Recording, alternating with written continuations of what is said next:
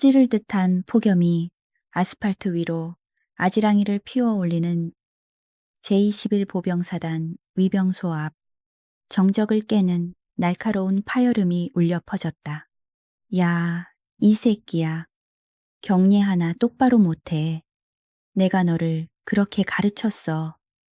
연대장 박철한 대령은 거친 숨을 몰아쉬며 위병 조장이 일병의 방탄 헬멧을 지휘봉으로 사정없이 내려쳤다.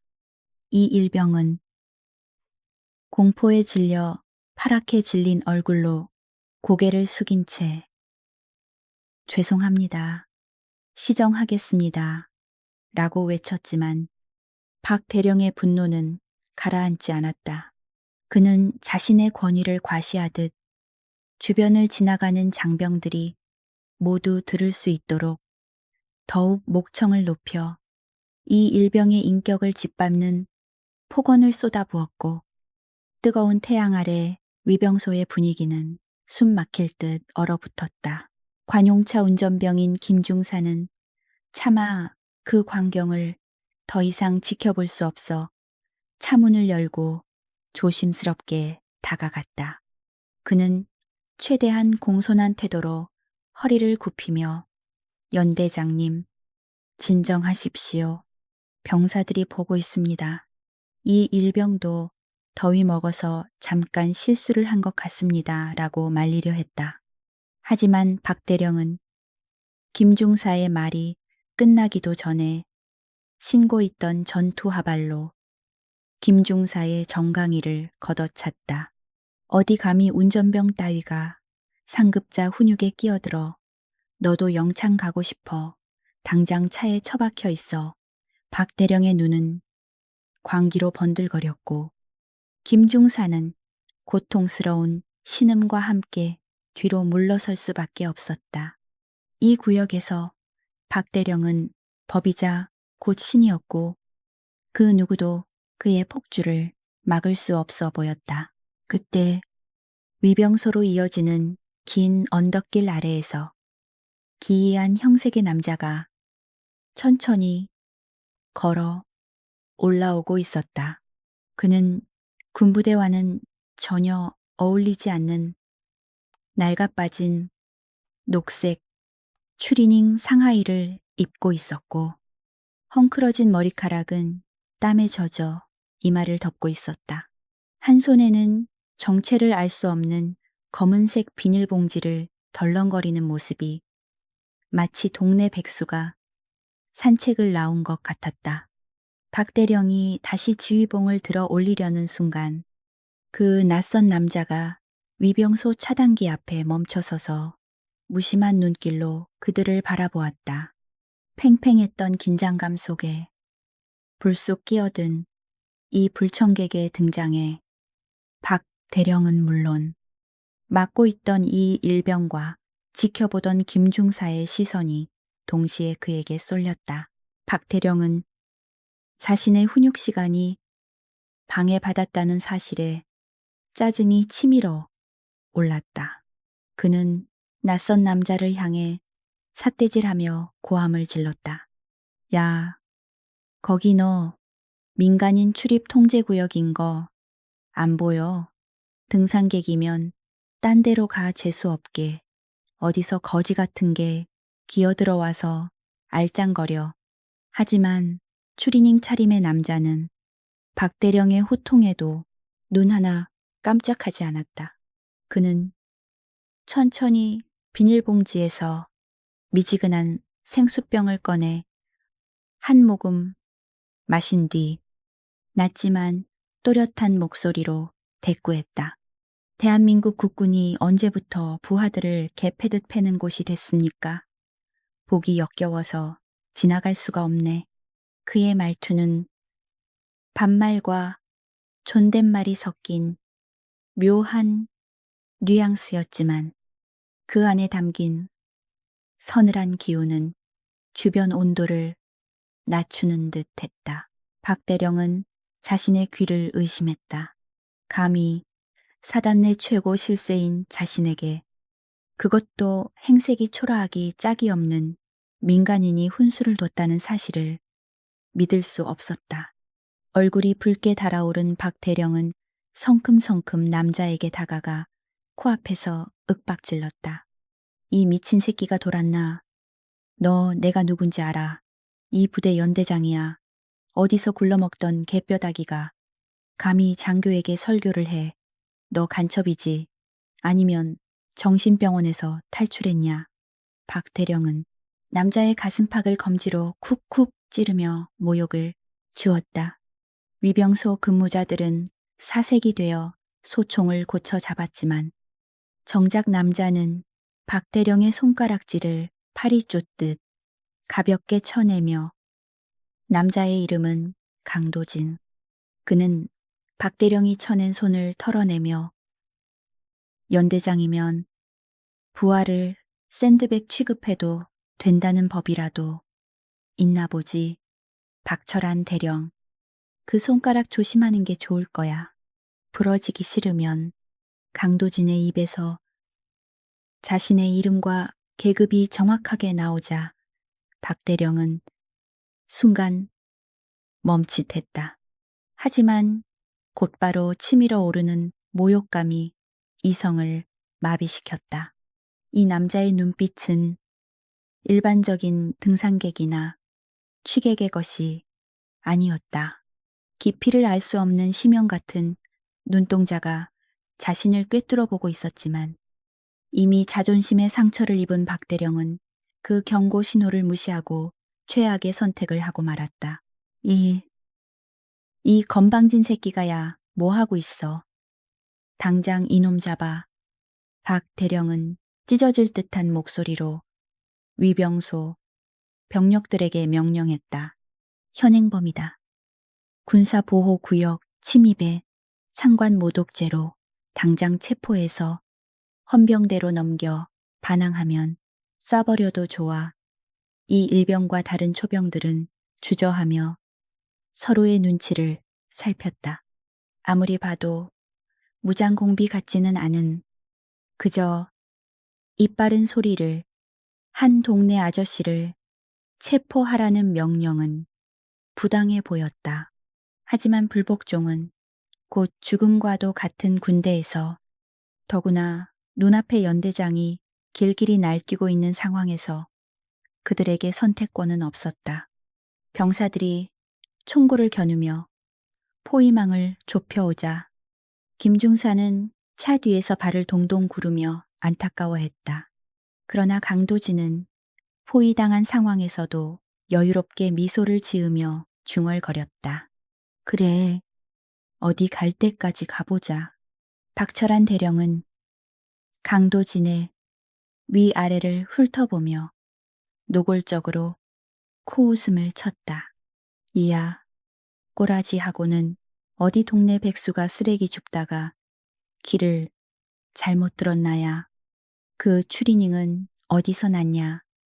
시장 바닥에서 굴러다니던 거 주워 입고 와서 감히 군부대 앞에서 행패를 부려.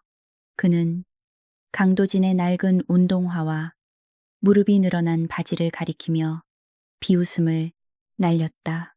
대한민국 육군의 대령이라는 자가 초면인 사람의 외모를 가지고 인격 모독을 서슴지 않는 모습에 지켜보던 병사들조차 수치심을 느낄 지경이었다. 하지만 박대령은 자신의 저급한 언사가 권위의 상징이라도 되는 양 거들먹거렸다. 강도진은 박대령의 조롱에도 표정 변화 하나 없이 덤덤하게 대꾸했다. 군복은 나라를 지키라고 입혀준 것이지. 힘없는 사람. 깔보라고 입은 게 아닐 텐데. 옷이 날개라더니 그 계급장이 당신의 인격까지 가려줄 거라고 착각하지 마쇼. 그의 목소리에는 분노보다는 한심하다는 듯한 뉘앙스가 짙게 배어 있었다. 마치 철없는 어린아이를 나무라는 어른의 말투였다. 이 말은 박대령의 자존심에 기름을 부은 격이 되었다. 감히 민간인 주제에 그것도 거짓골을 한 놈이 장교인 자신을 훈계하려 든다는 사실을 박대령은 이 미친 새끼가 진짜 죽고 싶어 환장했나? 박대령의 고함 소리가 위병소를 뒤흔들었다. 야, 뭐해.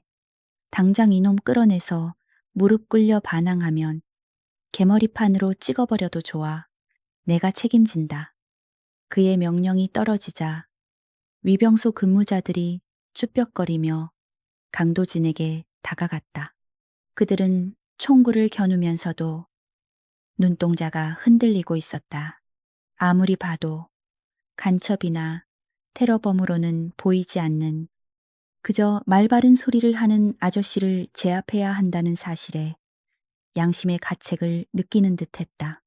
하지만 불복종은 곧 영창이라는 군대의 절대적인 위계 질서가 그들의 발목을 잡고 있었다. 강도진은 자신을 포위해 오는 병사들을 향해 손을 들어 제지하는 신웻을 했다. 애들이 무슨 죄가 있겠어. 시키니까 하는 거지. 놔둬라. 내 발로 갈 테니까. 그는 병사들이 억지로 팔을 꺾으려 하자 가볍게 어깨를 털며 스스로 손을 내밀었다. 그 모습이 너무나 자연스럽고 당당해서 체포하는 병사들이 오히려 체포당하는 듯한 기묘한 분위기가 연출되었다. 박대령은 그 꼴을 보며 더욱 화가 치밀어 올랐다. 저 건방진 놈 수갑 채워 꽉 조여서 손목이 떨어져 나갈 정도로 채우란 말이야. 그는 자신의 권력이 무시당하는 기분을 참을 수 없어 발을 구르며 악을 썼다. 그때 관용차 옆에서 안절부절 못하던 김 중사가 용기를 내어 다시 한번 끼어들었다. 연대장님, 제발 참으십시오. 요즘 민원 들어가면 골치 아픕니다. 그냥 돌려보내시는 게. 김 중사는 강도진이 범상치 않은 인물임을 본능적으로 직감하고 있었다. 저 눈빛은 평범한 민간인의 것이 아니었다. 하지만 박대령은 김중사의 말이 끝나기도 전에 들고 있던 지휘봉으로 김중사의 철모를 내리쳤다. 닥쳐 운전병 주제에 감히 지휘관의 판단에 토를 달아. 너도 저놈이랑 한패냐. 가서 차나 닦아. 한 번만 더 입 열면 너도 군기 교육대 보낼 줄 알아. 박 대령의 폭행에 김 중사는 비틀거렸지만 강도진의 시선은 매섭게 박 대령을 쏘아보았다. 부하가 충언을 하면 귀담아 들을 리더십이 형편없구만. 강도진이 혀를 차며 말하자 박 대령은 이성을 잃고 강도진의 멱살을 잡으려 달려들었다. 그러나 강도진은 아주 미세한 동작으로 몸을 틀어 박 대령의 손을 피했다.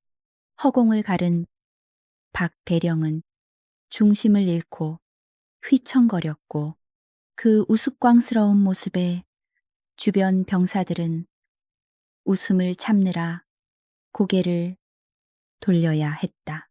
박 대령의 얼굴은 홍당무처럼 빨개졌고 수치심은 곧 사리에 가까운 분노로 변했다. 이 쥐새끼 같은 놈이. 박 대령은 씩씩거리며 헌병들을 불렀다. 헌병대 호출해 이 새끼 당장 영창에 쳐넣어. 테러 용의자야. 신원 조회고 뭐고 필요 없어. 일단 가두고 나서 족쳐. 그는 합리적인 절차 따위는 안중에도 없었다.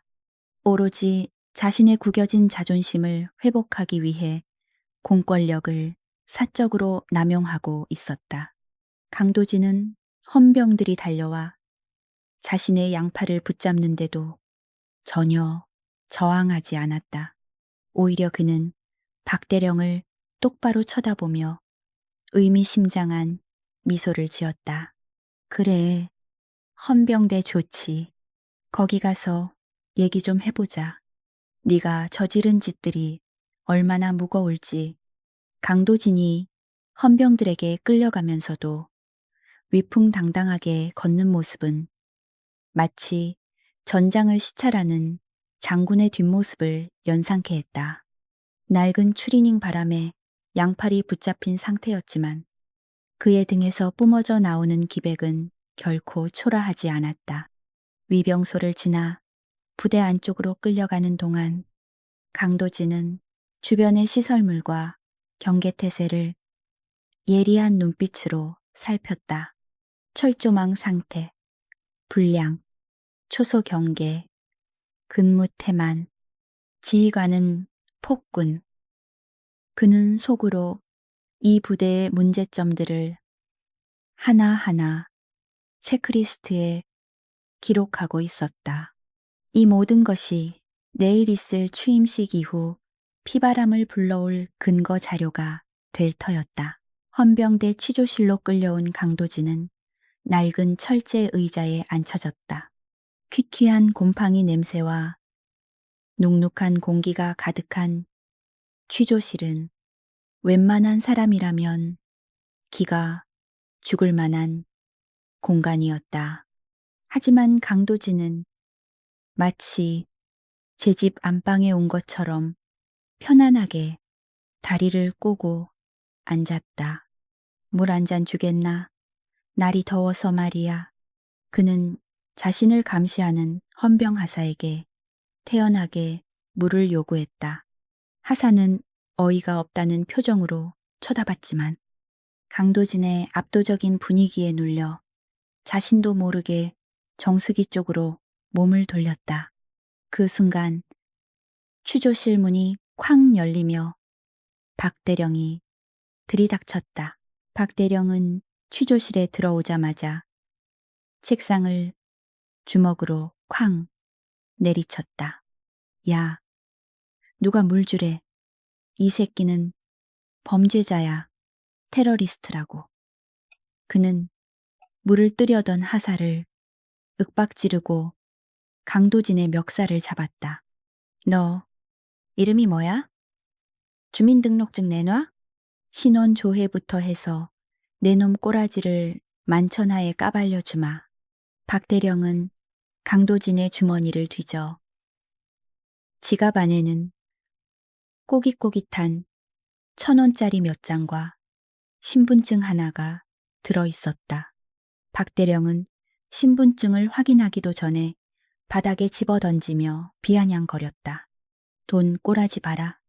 평생을 이렇게 빌어먹고 살았냐. 강도진은 바닥에 떨어진 자신의 지갑을 물끄러미 바라보았다.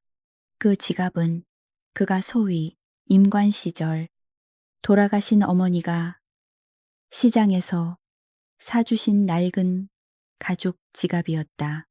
수십 년의 세월 동안 전장을 누비며 닳고 닳았지만 그에게는 그 무엇보다 소중한 물건이었다. 강도진의 눈빛이 처음으로 서늘하게 가라앉았다. 주어라. 낮고 묵직한 목소리가. 박대령은 잘못 들었나 싶어 귀를 후볐다. 뭐라고 했냐? 지금 강도진은 고개를 천천히 들며 다시 한번 또렷하게 말했다. 내 지갑 주워서 먼지 털고 책상 위에 올려놓으라고 했다. 지금 당장 박대령은 헛웃음을 터뜨렸다. 하, 이 새끼가 진짜 미쳤구나. 여기가 어디라고 명령질이야. 그는 지갑을 군화발로 지시겨 밟았다. 이 더러운 걸 내가 왜 주워 내 놈 인생처럼 쓰레기통에 처박아 주마. 박 대령은 지갑을 발로 차서 구석으로 날려보냈다. 강도진의 주먹이 하얗게 질릴 정도로 꽉 쥐어졌다. 하지만 그는 끓어오르는 분노를 억누르며 심호흡을 했다. 지금 폭발하면 내일의 계획이 틀어진다. 그는 내일 전 장병 앞에서 박철환이라는 작자가 얼마나 썩어빠진 인간인지, 그리고 군복의 무게가 얼마나 무거운지 뼈저리게 느끼게 해줄 생각이었다. 좋아.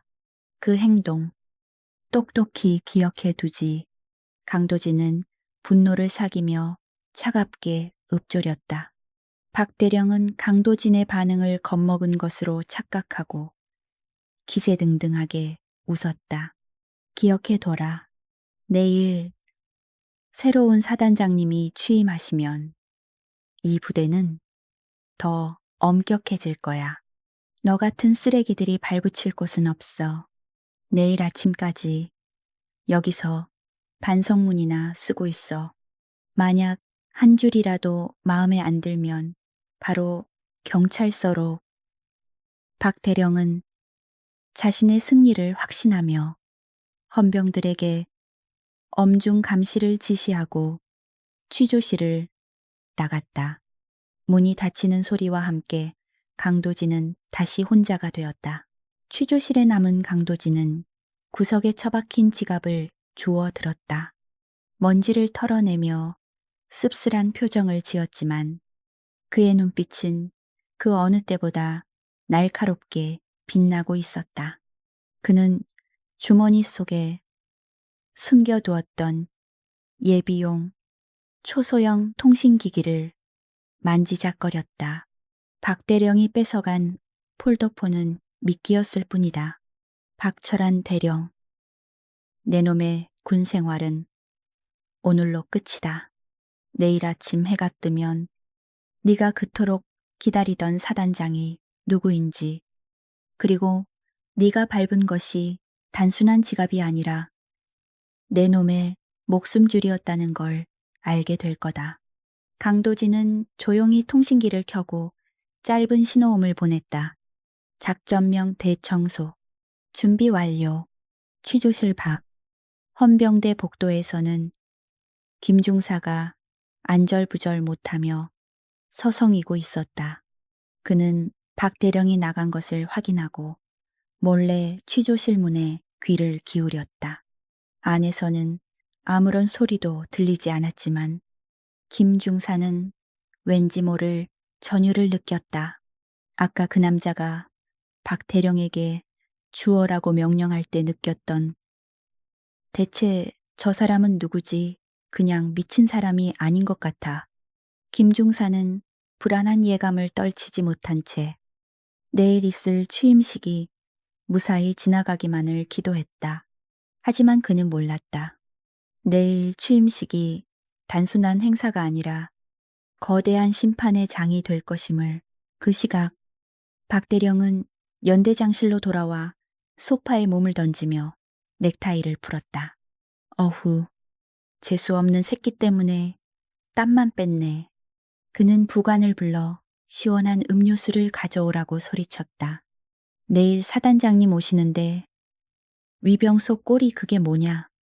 당장 애들 풀어서 위병소 주변 잡초 다 뽑고 바닥물 청소 다시 하라고 해. 먼지 한 톨이라도 나오면 다 죽여버린다고 전해. 박 대령은 내일 새로운 사단장에게 잘 보일 생각에만 몰두해 있었다. 그 사단장이 지금 자신의 명령으로 헌병대 유치장에 갇혀 차가운 바닥에서 칼을 갈고 있다는 사실은 꿈에도 모른 채 그는 자신의 운명이 시시각각 파멸을 향해 카운트다운을 시작했다는 것을 전혀 감지하지 못하고 있었다. 밤이 깊어가고 부대의 소등, 나팔 소리가 울려 퍼졌다. 헌병대 유치장의 철창 너머로 달빛이 비스듬히 들어와 강도진의 얼굴을 비췄다. 그는 가부좌를 틀고 앉아 명상하듯 눈을 감고 있었다. 707 특수임무단 시절 적진 한가운데서 숨죽이며 기회를 노리던 그때의 감각이 되살아나고 있었다. 그의 머릿속에서는 이미 내일의 시나리오가 완벽하게 그려져 있었다. 박철한 대령의 오만한 표정이 경악으로 그리고 절망으로 바뀌는 그 순간을 상상하며 강도진은 입가에 희미한 미소를 띄었다. 기대해라, 박 대령. 내일은 아주 긴 하루가 될 테니까. 육중한 철문이 닫히며 차가운 금소금이 유치장 복도를 울렸다. 강도진은 헌병들에 의해 낡은 매트리스 위에 털썩 주저앉았다. 곰팡이 냄새와 눅눅한 습기가 코를 찔렀지만 그는 불평 한마디 없이 주위를 둘러보았다. 천장 구석에 설치된 CCTV는 렌즈에 먼지가 가득 쌓여 작동 여부가 라고 의심스러웠고 철창살에는 녹이 슬어 있어 관리 상태가 엉망임을 한눈에 알 수 있었다. 강도진은 혀를 차며 생각했다. 이 사단의 기강이 어디까지 무너졌는지 알만하군.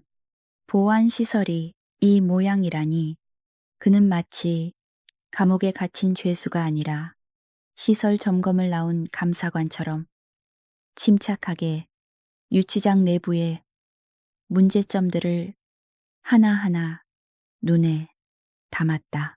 잠시 후 헌병 당직사관이 다가와 철창 너머로 강도진을 흘끔거렸다. 어이, 아저씨, 밥 생각은 없을 테고 물이나 한 잔 줄까? 그의 말투는 귀찮음이 가득 묻어 있었지만 강도진은 고개를 저으며 정중하게 거절했다. 됐네. 그보다 자네, 이 부대 식사는 제대로 나오나? 병사들 표정이 하나같이 영양실조 걸린 것 같던데. 뜬금없는 질문에 당직 사관은 어이없다는 듯 피식 웃었다. 뭐야, 이 양반 자기 코가 석자인데 남 걱정을 해. 짬밥이 다 거기서 거기지. 주는 대로 처먹고 버티는 게 군대야. 쓸데없는 소리 말고 잠이나 자. 사관은 귀찮다는 듯 손을 휘저으며 자리를 떴고 강도진의 눈빛은 더욱 깊게 가라앉았다. 시간이 얼마나 흘렀을까? 복도 끝에서 구둣발 소리가 또각또각 들려오기 시작했다. 그 소리는 점점 가까워졌고 이내 박철한 대령의 거만한 목소리가 들려왔다. 야, 그 미친놈. 얌전히 있어. 밥은 줬냐? 굶겨. 정신 차릴 때까지 물 한 모금도 주지 마. 박 대령은 당직사관에게 호통을 치며 유치장 사무실 앞으로 다가왔다.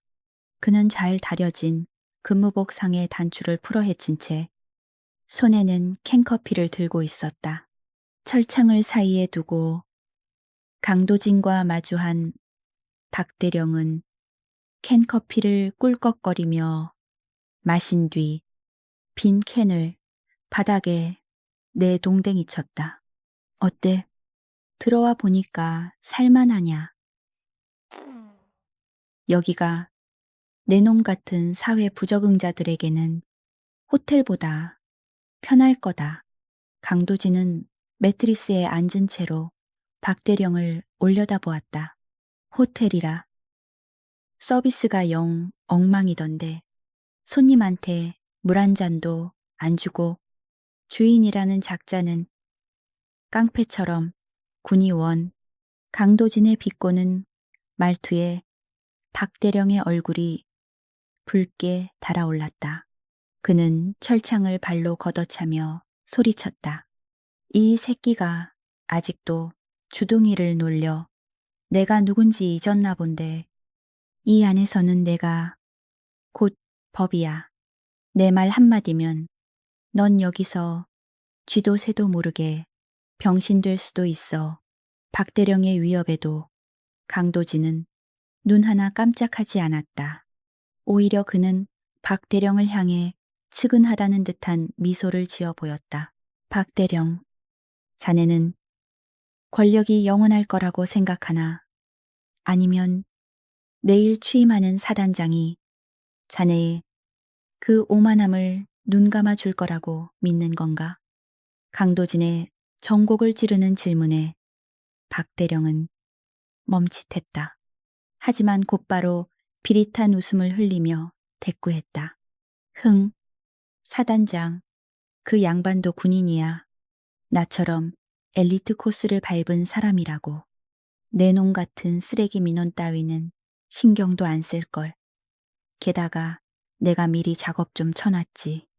이번 취임식 준비하느라 내가 얼마나 고생했는데 사단장님도 내 노고를 치하하실 거야. 박대령은 자신의 인맥과 처세술을 과신하며 뻔뻔하게 떠들어댔다. 강도진은 박대령의 말을 들으며 속으로 실소를 금치 못했다. 작업이라. 그 작업이라는 게 병사들 고열을 짜내고 횡령한 돈으로 윗선에 기름칠한 거겠지. 강도진은 짐짓 모르는 척하며 박대령을 부추겼다. 대단하시군. 그럼 그 고생했다는 게 구체적으로 뭔가 병사들 휴가 자르고 식비 빼돌려서 회식비로 쓴 거 아니면 부대 운영비로 자기 차 기름 넣은 거.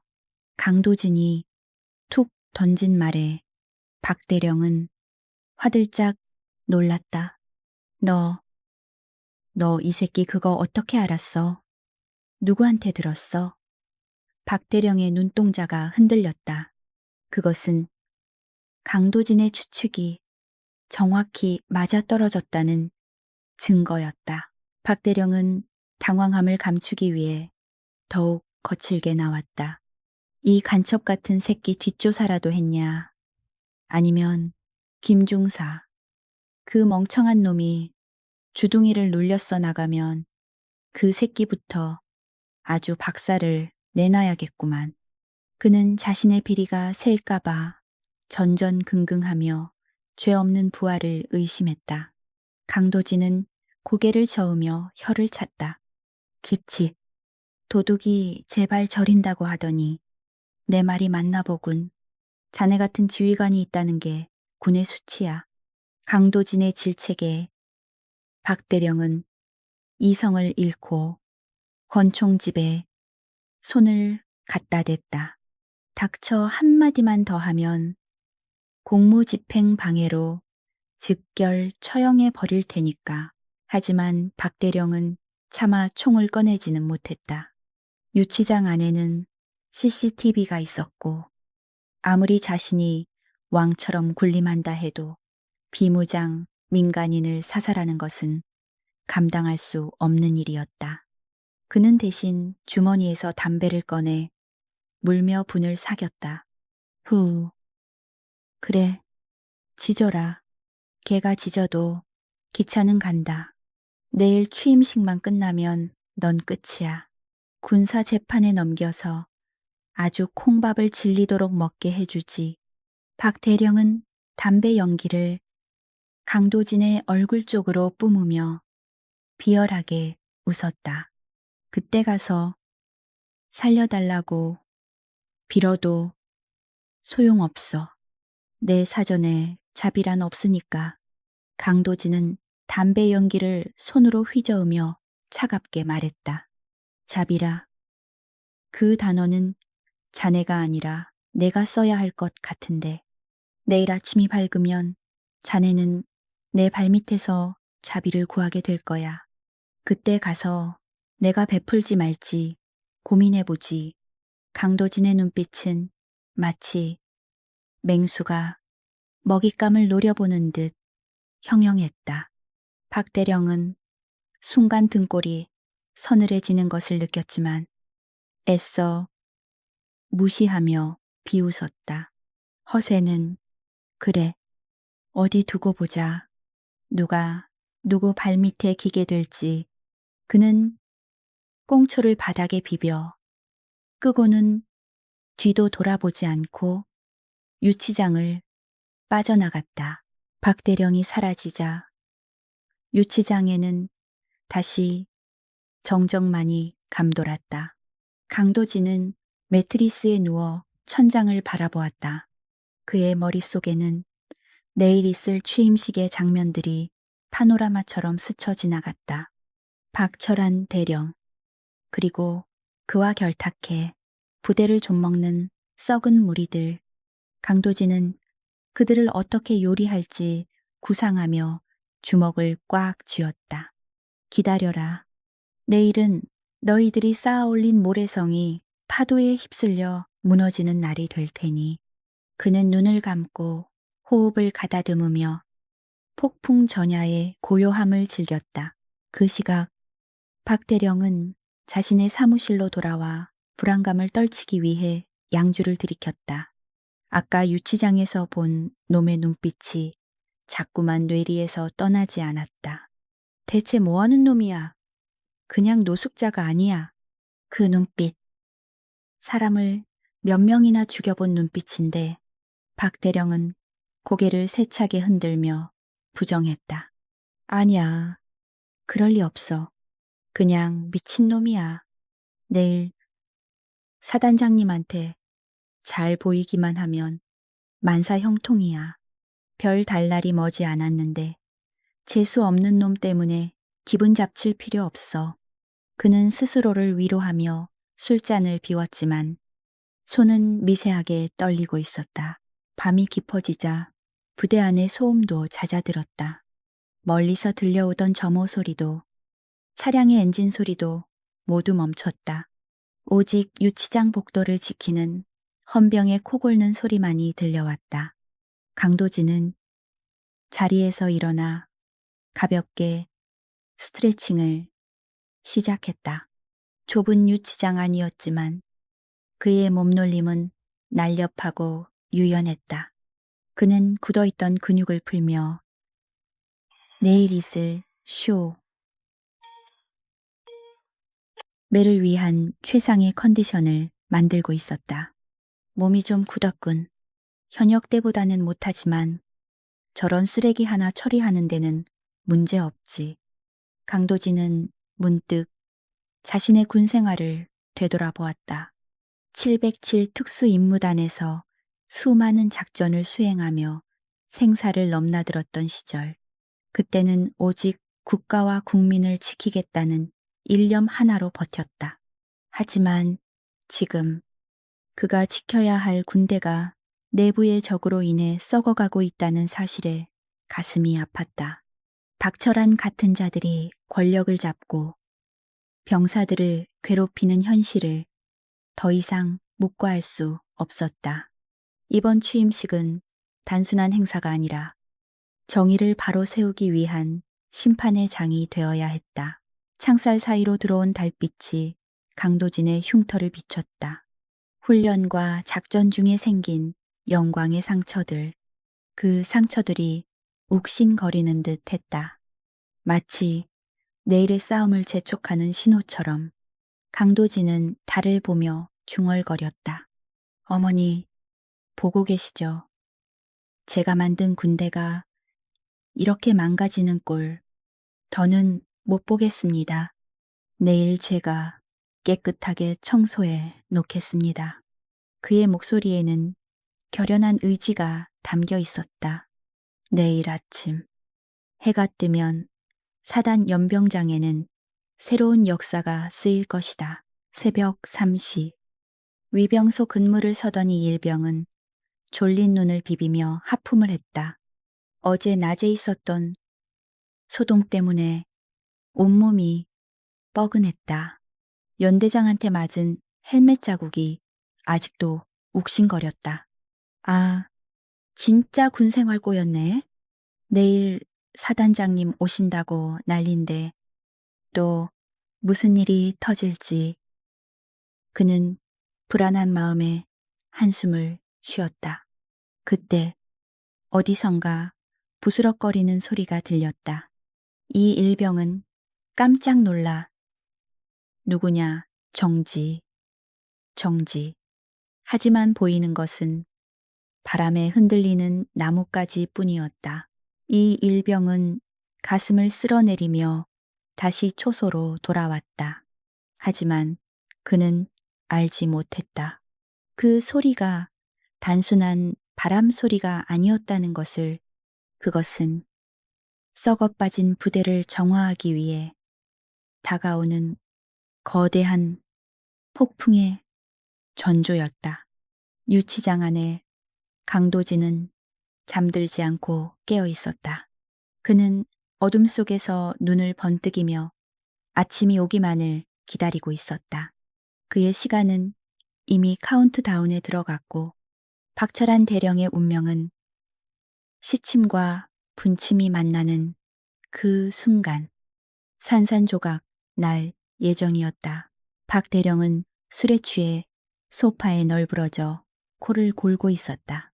꿈속에서 그는 장군 진급식에 참석해 별을 달고 모든 것이 완벽해 보였다. 하지만 꿈속의 그는 알지 못했다. 그 샴페인이 터지는 순간 현실의 그에게 닥칠 재앙을 그의 목을 조여올 올가미는 이미 완성되어 있었고 그 줄을 쥐고 있는 사람은 바로 그가 거지 같은 놈이라며 비웃었던 유치장의 그 남자였다. 동이 터오기 직전 가장 어두운 시간 강도진은 유치장 바닥에 앉아 묵상에 잠겨 있었다. 그의 호흡은 깊고 고요했다. 폭풍의 눈처럼 모든 혼란의 중심에서 그는 평정심을 유지하고 있었다. 준비는 끝났다. 강도진이 눈을 떴을 때 그의 눈동자에는 더 이상 자비란 존재하지 않았다. 오직 냉철한 심판자의 눈빛만이 남아있을 뿐이었다. 날이 밝으면 연병장에는 피바람이 불 것이고 그 끝에는 진정한 군인의 모습이 무엇인지 똑똑히 보여줄 것이다. 아침 점호 나팔 소리가 울려 퍼지자 부대는 분주하게 움직이기 시작했다. 병사들은 연병장 청소와 도열 준비로 정신이 없었다. 박 대령도 부스스한 얼굴로 일어나 급하게 면도를 하고 군복을 갖춰 입었다. 그는 거울을 보며 만족스러운 미소를 지었다. 완벽해. 오늘이야말로 내 인생 최고의 날이 될 거야. 그는 옷매무새를 다듬으며 사무실을 나섰다. 유치장에 갇힌 강도진의 존재는 까맣게 잊은 채 오직 화려한 취임식의 주인공이 될 상상에 부풀어 있었다. 밤이 깊어지면서 병사들의 내무반에서는 낮에 있었던 사건이 은밀한 화제거리가 되어 떠돌고 있었다. 야, 아까 위병소에서 연대장한테 대들던 아저씨. 그러게 말이야. 보통 민간인이면 쫄아서 눈빛이 살아있던데 병사들은 점호가 끝난 후 이불 속에서 소곤거리며 강도진에 대한 이야기를 나누었다. 그들에게는 매일같이 반복되는 폭언과 가혹, 행위 속에서 박철한 대령에게 정면으로 맞선 그 이름 모를 남자가 마치 가뭄 속의 단비 같은 존재로 느껴졌기 때문이었다. 하지만 그 누구도 그 남자가 내일 아침 자신들의 운명을 바꿀 구세주라는 사실은 짐작조차 하지 못하고 있었다. 헌병대 유치장 복도에는 정막만이 흐르고 있었는데 그때 조심스러운 발걸음 소리가 들려오더니 당직병이 잠시 자리를 비운 틈을 타 몰래 들어온 사람은 바로 낮에 박대령에게 정강이를 차였던 운전병 김중사였다. 그는 주위를 두리번거리며 품 안에서 꽁꽁 숨겨왔던 시원한 생수 한 병과 소시지 하나를 꺼내 철창 사이로 밀어 넣었다. 저기, 아저씨, 안 주무시죠? 이거라도 좀 드세요. 연대장님 몰래 가져온 거라 변변치 않지만 김중사의 목소리는 미세하게 떨리고 있었고 그의 얼굴에는 낮에 겪은 수모와 두려움이 여전히 남아 있었다. 강도진은 어둠 속에서 천천히 몸을 일으켜 김중사가 건넨 물병을 받아 들었다. 차가운 물 한 모금이 목을 타고 넘어가자 메말랐던 갈증이 해소되는 느낌이 들었다. 그는 뚜껑을 닫으며 김중사를 향해 부드러운 미소를 지어 보였다. 고맙네. 젊은 친구, 자네도 많이 다쳤을 텐데 내 걱정을 다 해주고 정강이는 좀 괜찮나. 강도진의 따뜻한 물음에 김종사는 왈칵 눈물이 솟구치는 것을 느꼈다. 군 생활 내내 상관들에게 욕설과 발길질만 당해왔던 그에게 처음 보는 낯선 아저씨의 진심 어린 걱정은 낯설면서도 가슴 뭉클한 위로로 다가왔기 때문이었다. 김중사는 손등으로 눈물을 훔치며 힘없이 고개를 저었다. 저는 괜찮습니다. 맨날 있는 일인걸요. 오히려 아저씨가 걱정입니다. 박 대령님은 한 번 찍은 사람은 끝까지 괴롭히는 분이라. 내일 헌병대 조사가 시작되면 무슨 누명을 씌울지 모릅니다. 그는 한숨을 내쉬며 철창을 붙잡았다. 강도진은 그 모습을 물끄러미 바라보다가 낮게 가라앉은 목소리로 물었다. 맨날 있는 일이라 박 대령이란 작자가 평소에도 부하들을 그렇게 짐승 취급하나. 자네가 알고 있는 걸 나한테 다 말해줄 수 있겠나. 김중사는 잠시 주저했지만 강도진의 신뢰감 있는 눈빛에 이끌려 마음속에 담아두었던 울분을 토해내기 시작했다. 말도 마세요. 연대장님은 부대 운영비를 자기 쌈짓돈처럼 쓰십니다. 병사들 식단에 나올 고기를 빼돌려서 간부들 회식비로 쓰고 남은 돈으로는 자기 차 튜닝하고. 김중사의 입에서는 믿기 힘든 비리들이 쏟아져 나왔다. 부식 횡령은 기본이고 부대 시설, 공사, 리베이트, 심지어는 병사들의 포상, 휴가증을 돈을 받고 파는 행위까지 서슴지 않았다는 것이다. 듣고 있던 강도진의 주먹이 저절로 꽉 쥐어졌다. 그뿐만이 아닙니다. 기분 나쁜 날에는 이유 없이 병사들을 집합시켜서 구타하고 마음에 안 드는 간부는 진급심사에서 고의로 누락시키기도 합니다. 김중사는 떨리는 목소리로 말을 이었다. 작년에는 한 소위님이 연대장님의 부당 지시에 항의했다가 관심장교로 찍혀서 결국 불명예 제대를 하셨습니다. 여기는 군대가 아니라 박철한 왕국입니다. 아무도 그에게 거역할 수 없어요. 김중사의 증언은 구체적이고 참혹했다. 강도진은 치밀어 오르는 분노를 억누르며 이 모든 내용을 머릿속 블랙박스에 낱낱이 기록했다. 강도진은 철창 사이로 손을 뻗어 김중사의 어깨를 다독였다. 고생 많았네. 하지만 이제 걱정하지 말게. 내일이면 모든 게 바뀔 거야.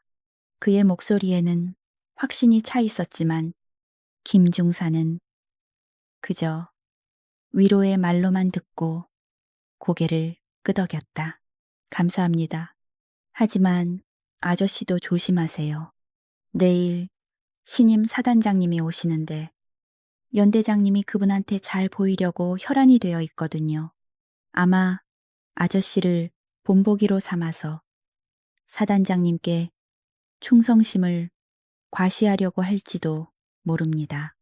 김중사는 마지막까지 강도진을 걱정하며 서둘러 유치장을 빠져나갔다. 김중사가 떠난 뒤 강도진은 다시 어둠 속에 홀로 남겨졌다.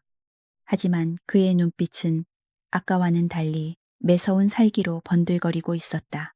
박철한, 내 놈의 죄가 생각보다 훨씬 무겁구나. 단순히 오만한 지휘관인 줄 알았더니 군을 갉아먹는 암적인 존재였어. 강도진은 벽에 기대어 앉아 내일 있을 취임식의 시나리오를 수정했다. 단순한 망신 주기로는 부족했다. 박철환과 그 일당들을 군법의 심판대 위에 세워 다시는 재기불능으로 만들어야 했다. 그는 주머니 속에 통신기를 꺼내 짧은 메시지를 전송했다. 감찰실장, 내일 아침 8시까지 21사단으로 집결, 헌병대 병력 대기. 같은 시각 영내 장교클럽에서는 박철한 대령의 주도로 거한 술판이 벌어지고 있었다. 테이블 위에는 병사들의 식비로 충당했을 고급 양주와 안주가 즐비했다. 박 대령은 이미 거나하게 취해 얼굴이 붉게 달아올라 있었고 주변에는 그에게 아부하는 예하 대대장들과 참모들이 둘러앉아 있었다. 자, 건배 내일이면 우리 부대에 새로운 역사가 쓰이는 날이야. 신임 사단장님, 오시면 내가 제일 먼저 영접하고 확실하게 눈도장을 찍어둘 테니까 다들 나만 믿어. 박 대령은 술잔을 높이 쳐들며 호언장담했다. 지당하신 말씀입니다. 연 대장님의 탁월한 지휘 능력과 인맥이라면 사단장님도 분명 감탄하실 겁니다.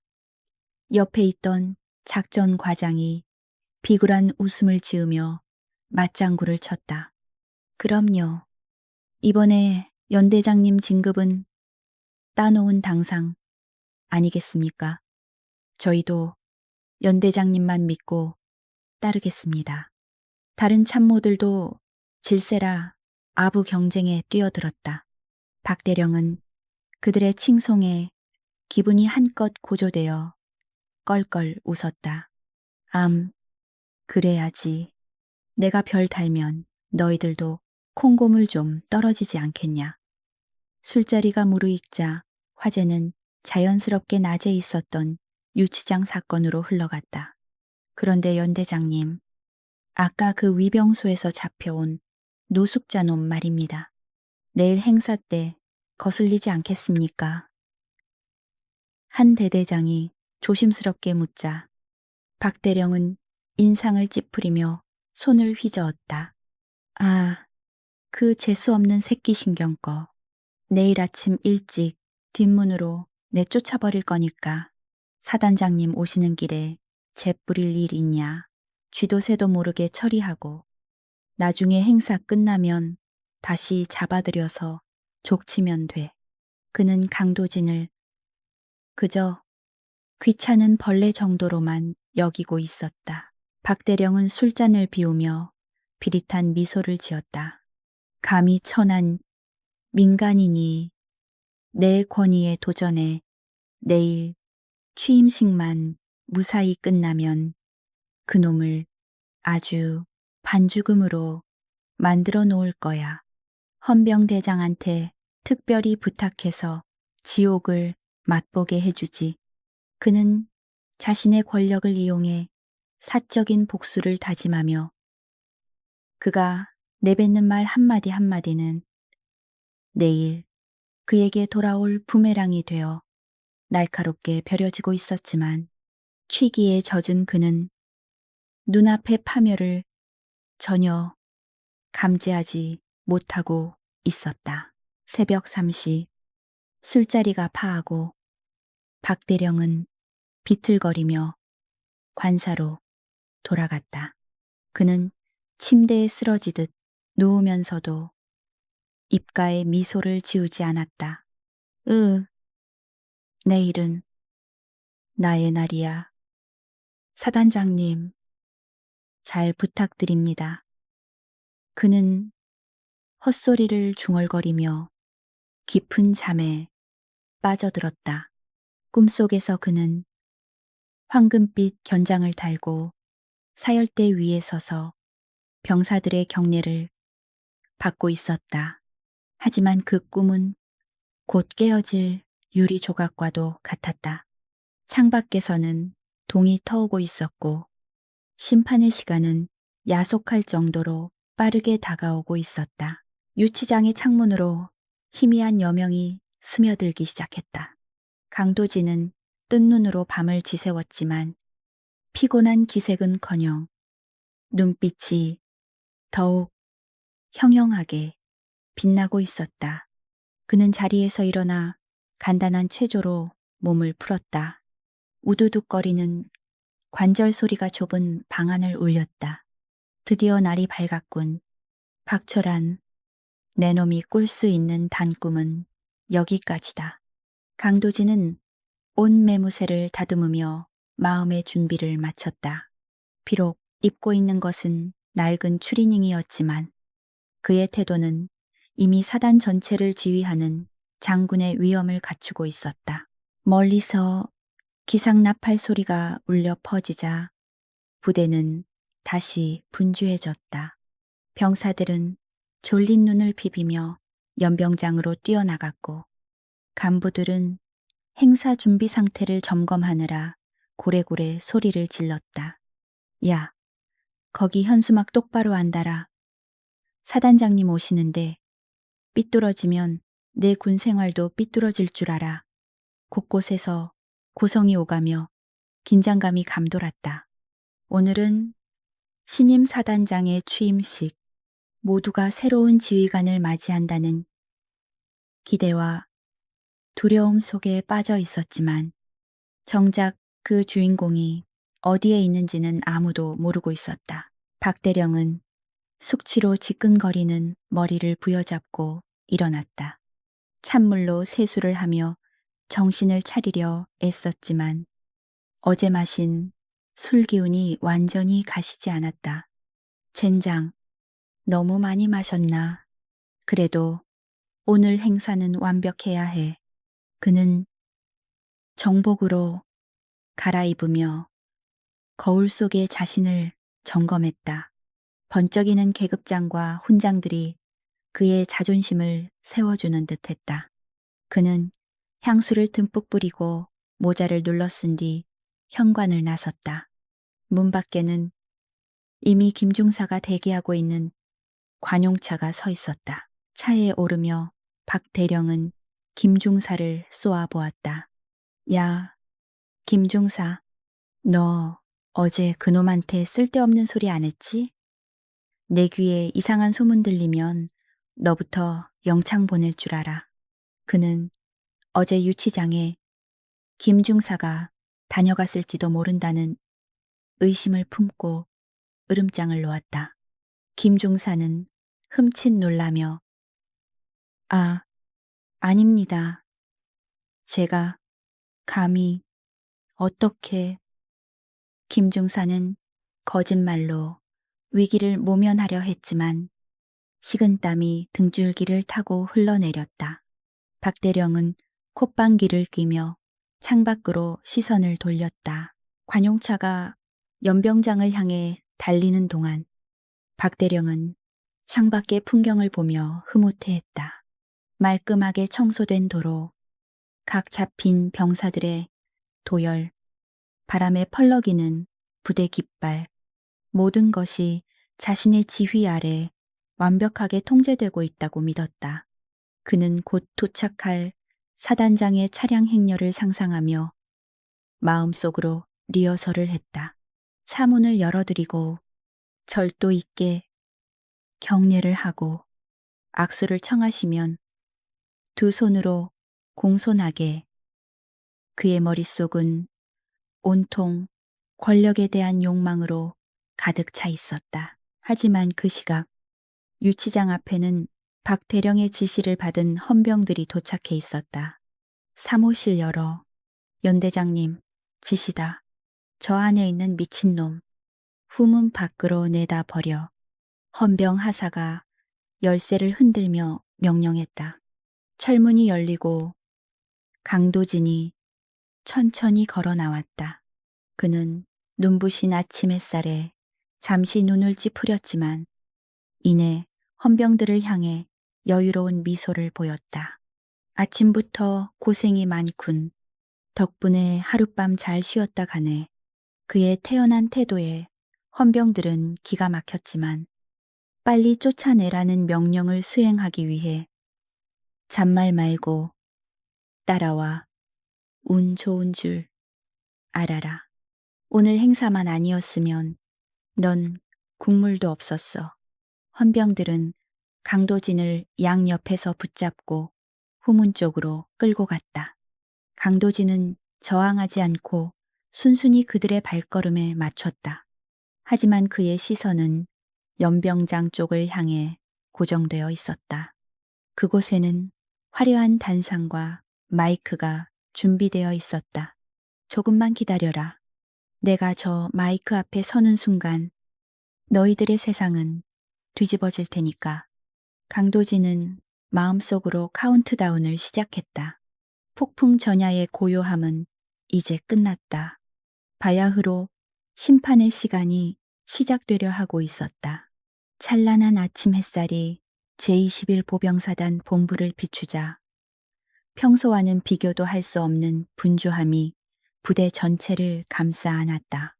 병사들은 이미 깨끗한 도로를 다시 빗자루로 쓸고 있었고 오색 깃발이 바람에 펄럭이며 신임 사단장의 위용을 예고하는 듯했다.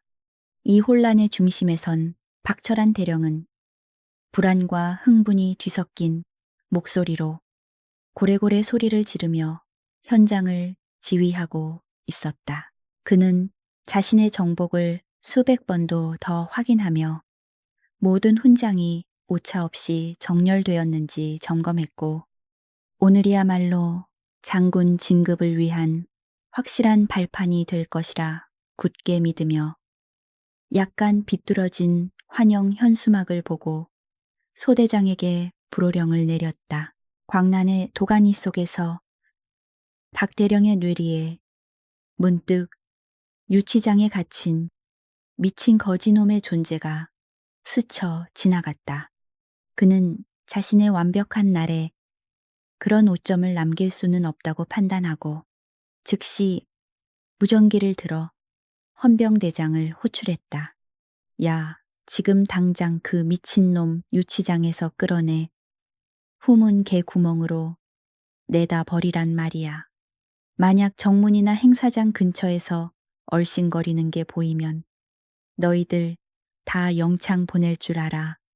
박 대령은 귀빈들이 도착하기 전에 그 쓰레기를 치워버리고 싶어 했고 신임 사단장의 귀에 어떠한 잡음도 들어가지 않기를 바랐기에 신경질적으로 명령을 내렸다.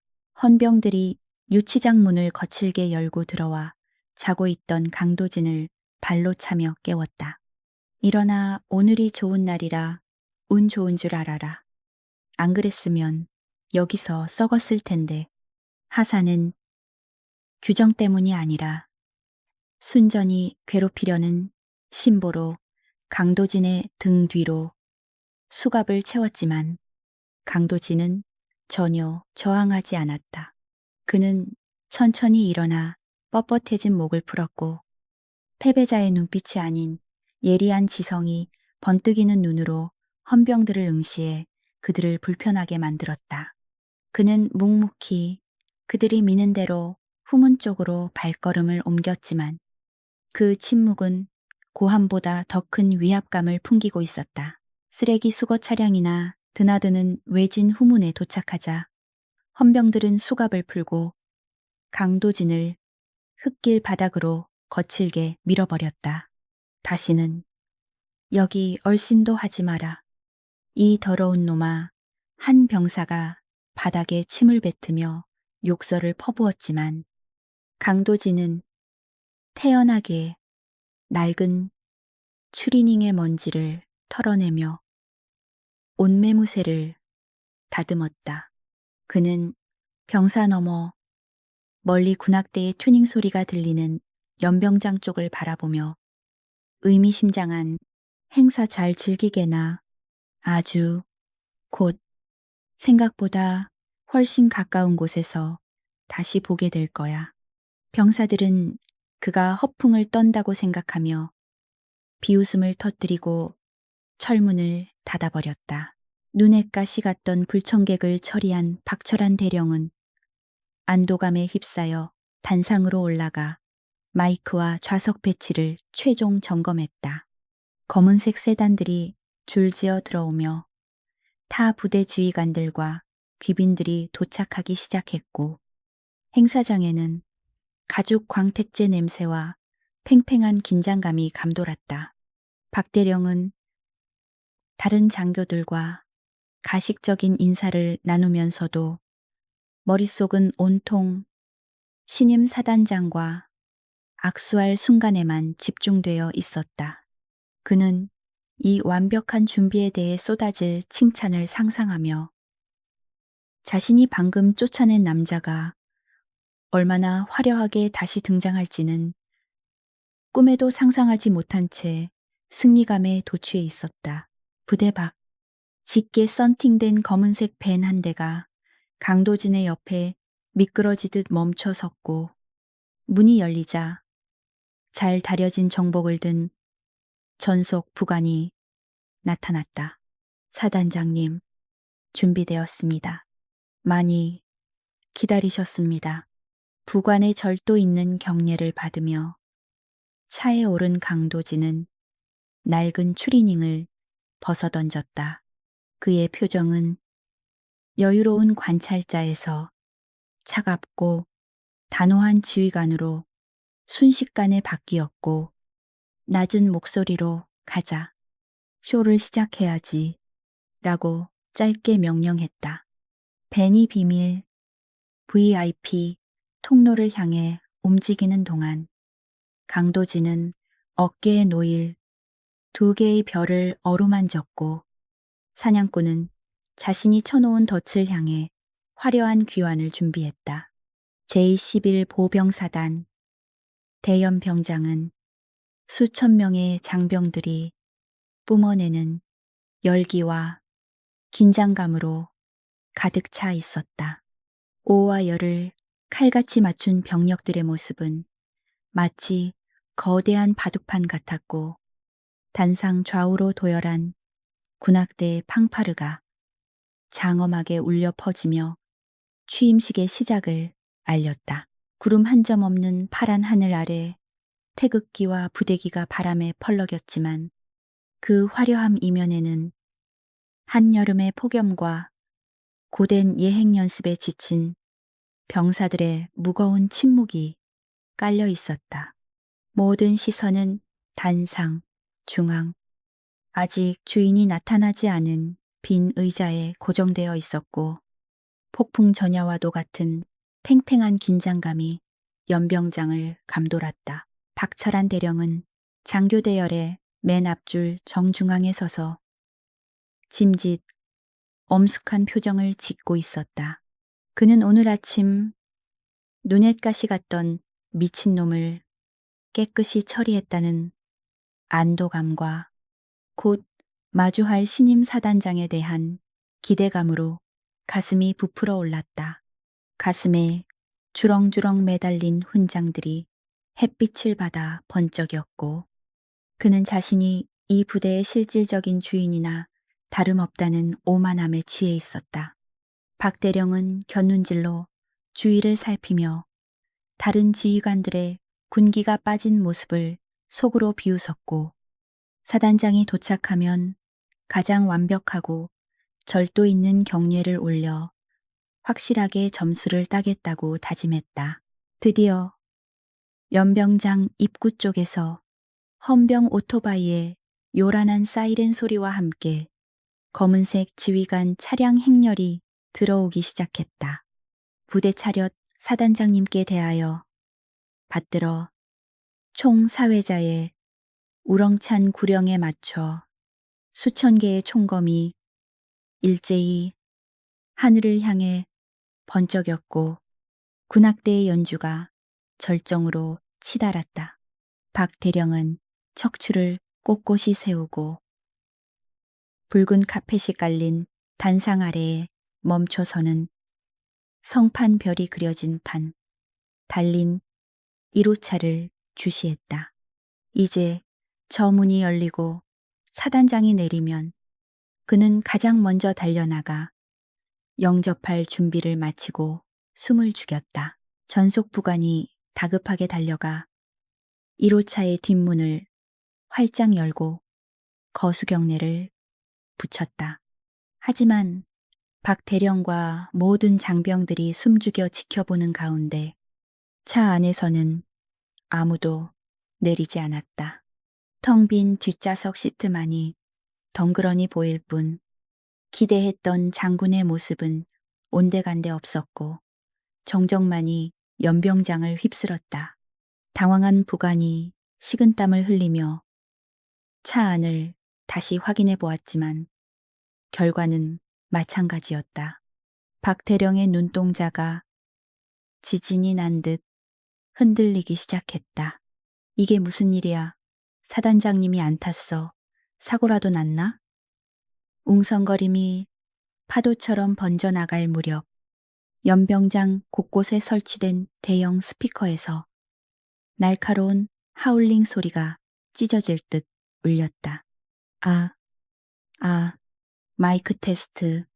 낯익으면서도 낯선 차갑고 침착한 목소리가 스피커를 타고 흘러나와 연병장의 공기를 얼어붙게 만들었다.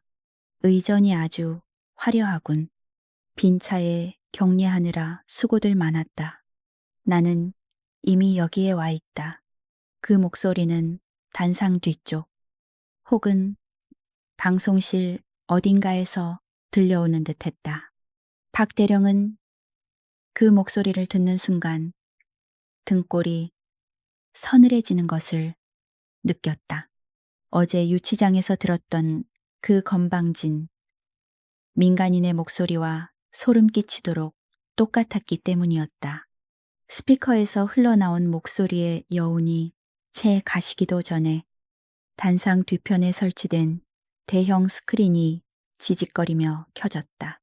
사람들의 시선이 일제히 스크린과 단상 중앙으로 쏠린 그 순간 검은색 장막이 걷히며 한 남자가 천천히 걸어 나왔다.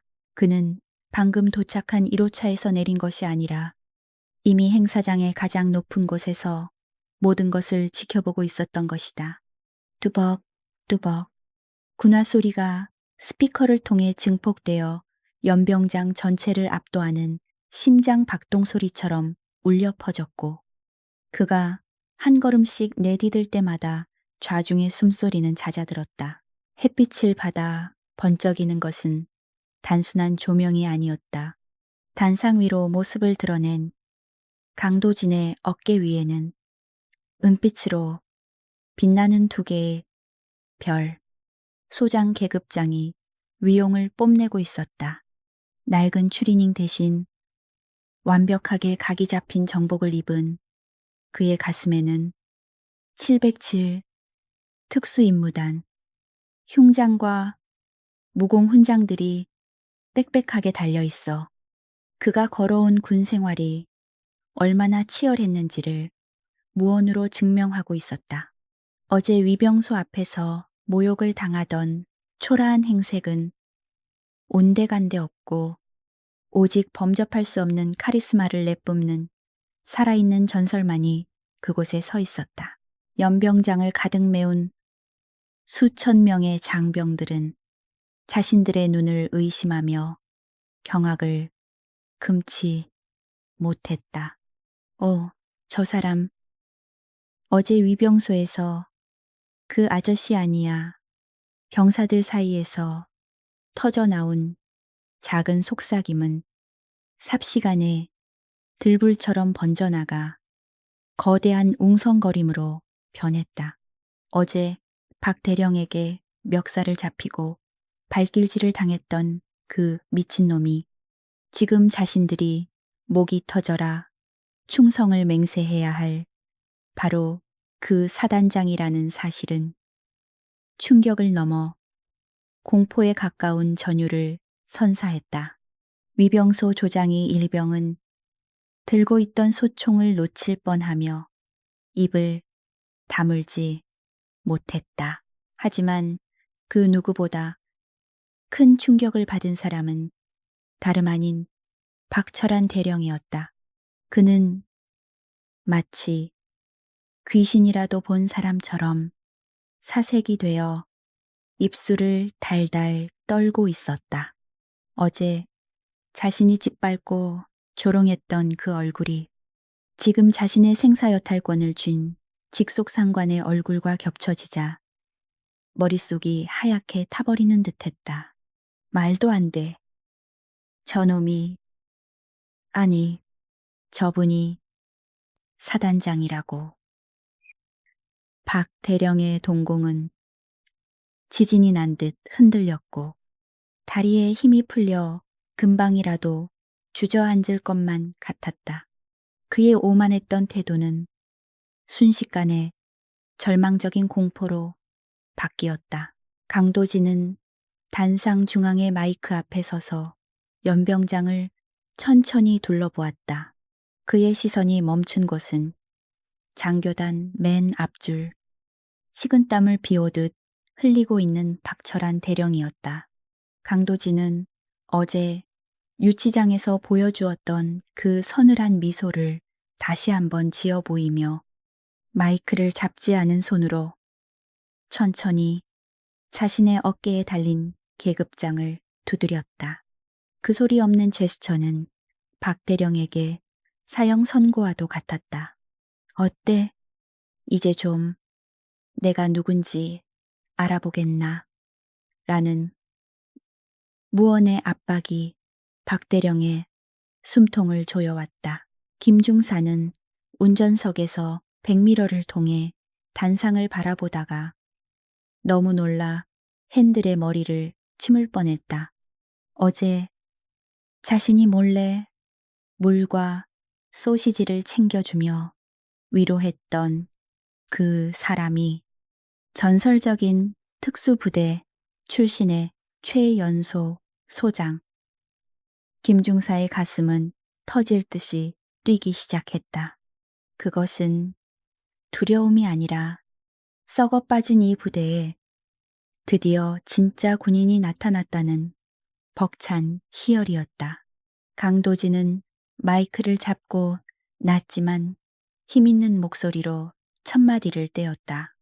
제11보 병사단장 강도진 소장이다. 다들 나를 기다렸나? 아니면 내가 없는 게 더 편했나? 강도진 소장은 단상 앞에 놓인 취임사 원고를 거들떠보지도 않았다. 연병장에 모인 수천 명의 장병들은 마른 침을 삼키며 그의 입만 바라보고 있었는데 숨 막히는 정적 속에서 강 소장의 차가운 목소리가 스피커를 타고 흘러나왔다. 본래는 조국 수호와 군 기강 확립에 대한 장황한 연설을 준비했으나 어제 이 부대 정문을 들어서며 겪은 환대 덕분에 마음을 고쳐먹었다. 그는 천천히 시선을 돌려 장교단 맨 앞줄에 서 있는 박철한 대령을 응시했고 그 눈빛은 마치 먹잇감을 노리는 맹수의 것과 같아 제63보 병 연대장 박철한 대령, 지금 당장 단상 위로 올라온다. 강도진 소장의 호명은 마치 저승사자의 부름처럼 연병장을 울렸고 박 대령은 심장이 츤물 것 같은 공포를 느꼈다. 다리가 후들거려서 있기조차 힘들었지만 거부할 수 없는 명령에 이끌려 그는 기계적으로 발걸음을 옮길 수밖에 없었다. 단상으로 오르는 계단이 그에게는 처형대로 향하는 길처럼 아득하게만 느껴졌고 수천 개의 눈동자가 자신의 등을 찌르는 듯한 따가운 시선 속에서 박대령은 식은땀을 비오듯 흘리며 강 소장의 면전에 섰다. 박대령이 떨리는 손을 들어 충성연대장 박철아는 이라며 관등 성명을 대려했지만 강도진 소장은 손을 내저 그의 말을 차갑게 잘라버렸다. 그 더러운 손으로 경례하지 마라. 군인의 명예를 더럽힌 자에게는 경례를 받을 가치조차 없다. 강 소장의 서슬 퍼런 일갈에 강 소장은 방송실을 향해 손짓하며 스크린 켜라. 우리 자랑스러운 연대장님께서 어제 위병소에서 무슨 짓을 저질렀는지 전 장병이 똑똑히 지켜봐야 할 것이다. 라고 명령했다. 대형 스크린에는 어제 위병소 CCTV 화면이 고화질로 선명하게 재생되기 시작했다. 박대령이 이 일병의 헬멧을 지휘봉으로 마구 내려치고 정강이를 걷어차는 장면이 적나라하게 드러나자 연병장 곳곳에서는 분노 섞인 탄식이 터져 나왔다. 이어서 추리닝 차림에 강도진 소장이 등장하고 박 대령이 그에게 삿대질을 하며 거지 같은 게 어디서 기어들어와라며 입에 담지 못할 욕설을 퍼붓는 장면이 클로즈업 되었다. 자신의 권력을 믿고 오만방자하게 날뛰는 추악한 민낯이 전 장병 앞에서 생중계되는 순간이었다. 영상 속에서 박대령이 저 새끼 당장 체포해 영창에 쳐넣으라고 고래고래 소리 지르는 모습이 나오자 연병장은 충격을 넘어 기막힘에 휩싸였다. 자신이 모셔야 할 직속 상관을 알아보지 못하고 범죄자 취급하며 감금까지 시킨 희대의 하극상이 만천하에 공개된 것이다.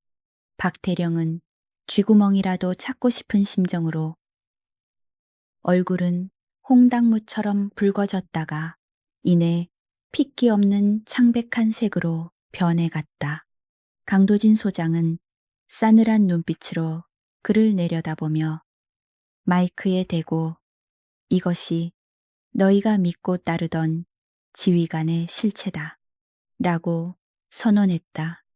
박철한 대령은 거대한 스크린 속에서 재생되던 자신의 추악한 민낯이 멈추자 마치 발가 벗겨진 채 광장에 내동댕이 쳐진 듯한 수치심에 온몸을 떨었다. 그는 붉게 충혈된 눈으로 단상 아래를 훑어보았지만 존경은커녕 경멸과 조소로 가득 찬 수천 개의 눈동자만이 자신을 찌르고 있어 숨이 턱 막혔다. 이대로 끝낼 수 없다는 본능적인 위기감이 그의 이성을 마비시켰고 그는 덜덜 떨리는 손으로 강도진 소장을 가리키며 악을 쓰듯 소리쳤다. 이건 함정입니다. 조작된 영상입니다. 사단장님께서 저를 음해하시려고 꾸민 짓입니다. 저는 억울합니다. 궁지에 몰린 쥐가 고양이를 무는 격이었다. 강도진 소장은 박대령의 발악에도 눈썹 하나 까딱하지 않고 오히려 한 발짝 더 다가가며 서늘한 목소리로 그를 압박했다. 조작이라 내 놈의 그 썩어빠진 인성이 조작될 수 있다고. 군인의 명예를 짓밟은 건 내가 아니라 바로 너다. 그 차가운 일갈은 박대령의 마지막 남은 자존심을 산산조각 냈고 공포가 극에 달해 광기로 변한 박대령은 괴성을 지르며 강 소장의 멱살을 잡으려 달려들었다. 닥쳐. 내까짓게 뭘 알아. 내가 이 부대를 위해 얼마나 헌신했는데 죽여버릴 거야. 박대령의 주먹이 허공을 가르기도 전 강도진 소장의 몸은 이미 빛의 속도로 움직여 상대의 사각지대로 파고들고 있었다. 707 특수임무단 시절부터 갈고 닦은 실전 제압술이 본능적으로 발동되었고 그는 박대령의 팔목을 낚아채 비트는 동시에 오금을 정확히 가격해 균형을 무너뜨렸다. 억하는 단말마와 함께 박대령의 거구는 힘없이 허공에 붕 떴다가 단상바닥에 처박혔고 강 소장은 순식간에 그의 팔을 꺾어 제압하며 모든 과정은 1초도 걸리지 않은 찰나의 순간이었다. 으아, 내 팔, 내 팔. 박대령은 팔이 부러질 듯한 고통의 비명을 질렀지만 강도진 소장의 소나기 힘은 마치 강철 족쇄처럼 그를 옥죄고 있어 미동조차 할 수 없었다. 단상 위에서 벌어진 이 믿기 힘든 광경에 오직 박대령의 처절한 신음만이 스피커를 타고 울려 퍼질 뿐이었다. 강도진은 바닥에 널브러진 박대령의 귀에 대고 낮게 속삭였다. 이게 바로 네가 그토록 무시하던 거지의 힘이다. 계급장이 없어도 군복을 입지 않아도 진짜 군인은 실력으로 증명하는 법이지. 강도진 소장은 박대령을 바닥에 내동댕이 치듯 놓고 천천히 몸을 일으켜 구겨진 정복 상의를 탁탁 털어냈다. 그는 흐트러짐 없는 자세로 헌병대장을 향해 턱짓하며 서리빨 같은 명령을 내렸다. 헌병대장, 뭐 하고 있나? 상관, 폭행, 미수 및 하극상, 그리고 군용물, 횡령 및 가혹행위 혐의로 이자를 당장 긴급 체포해라. 그 명령이 떨어지기가 무섭게 대기하고 있던 무장 헌병들이 단상 위로 쇄도해 들어왔고 그들은 더 이상 연대장이 아닌 범죄자 박철안을 거칠게 제압하며 양손에 차가운 은팔찌를 채웠다. 헌병들에게 양팔이 결박된 채 무릎 꿇린 박철안은 고통과 수치심으로 일그러진 얼굴을 들지 못했다. 강도진 소장은 그에게 다가가 박대령의 어깨에 달려있던 대령 계급장을 거칠게 뜯어내어 바닥에 던져버렸다. 그 계급장은 국가가 너에게 국민을 지키라고 빌려준 것이지 내 놈의 사리사욕을 채우라고 준 권력의 면허증이 아니다. 바닥에 뒹구는 계급장은 더 이상 권위의 상징이 아닌 타락한 군인의 말로를 보여주는 초라한 쇠붙이에 불과했다. 강 소장은 박철안의 가슴에 달려있던 지휘관, 휘장마저 떼어내며 그에게서 군인으로서의 마지막 명예까지 박탈했다.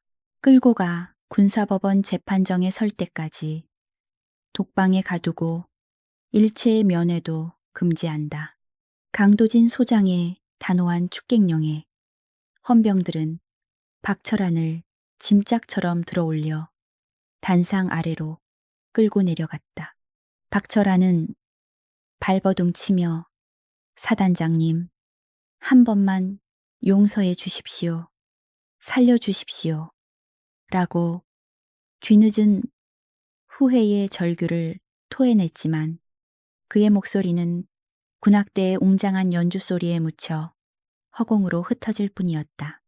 그동안 박대령의 폭정에 시달려왔던 병사들은 그 끌려가는 뒷모습을 보며 10년 묵은 체증이 내려가는 듯한 통쾌함과 짜릿한 전율을 느꼈다.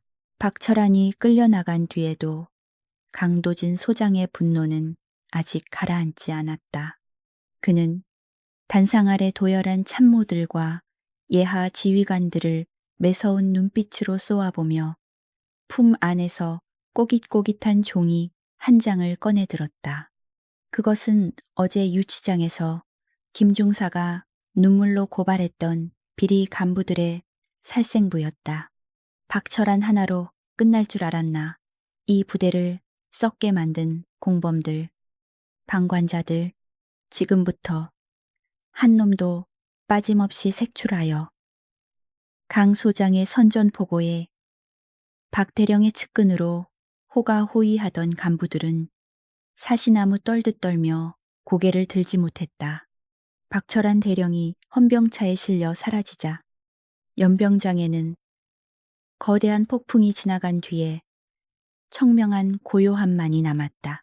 강도진 소장은 단상 위에 남아있는 장교들의 떨리는 경례를 뒤로하고 천천히 계단을 내려와 사열대 맨 앞줄에 서 있는 병사들에게로 다가갔다. 그의 발걸음은 권위적이지 않고 오히려 따뜻했으며 흙먼지가 묻은 전투화를 신은 채 병사들의 눈을 하나하나 맞추었다. 가장 먼저 그의 발길이 멈춘 곳은 어제 위병소에서 뺨을 맞고 공포에 질려 있던 이 일병 앞이었고 강 소장은 얼어붙어 있는 이 일병의 비뚤어진 헬멧 끈을 직접 고쳐 매주며 부드러운 미소를 지어 보였다. 이 일병은 감격에 겨워 눈시울을 붉혔고 강 소장은 그의 어깨를 두드리며 고생 많았다. 이제 이 부대에서 너를 부당하게 괴롭히는 자는 없을 것이다. 라고 따뜻하게 위로했다. 이어서 그는 그 옆에 서 있는 김중사에게 시선을 돌려 어제 어두운 유치장 창살 너머로 건네받았던 물병의 온기를 기억하듯 정중하게 손을 내밀어 악수를 청했다. 김중사, 자네의 용기 있는 행동이 나를 일깨웠네. 계급에 굴하지 않고 전우를 챙긴 자네의 마음가짐이야말로 내가 이 사단에서 보고 싶었던 진짜 군인의 모습이다. 사단장이 일개 운전병의 손을 맞잡고 고개를 숙이는 파격적인 모습에 지켜보던 병사들의 가슴 속에는 뜨거운 전율이 일었다. 강도진 소장은 다시 단상 중앙으로 돌아가 마이크를 잡지 않고 우렁찬 육성으로 외쳤다. 오늘부로 제21 보병사단의 불합리한 폭력과 차별, 그리고 부패는 존재하지 않는다. 계급은 책임을 지기 위해 존재하는 것이지 군림하기 위해 있는 것이 아니다. 그의 목소리는 앰프 없이도 연병장 구석구석까지 또렷하게 전달되었고 병사들은 환호성 대신 절도 있고 우렁찬 충성구호로 화답하며 새로운 지휘관에 대한 무한한 신뢰를 보냈다. 썩은 살을 도려낸 자리에 새 살이 돋아나듯 부대에는 정의와 원칙이라는 새로운 기풍이 자리 잡기 시작했고 강 소장의 눈빛은 그 어느 때보다 확신에 차 있었다.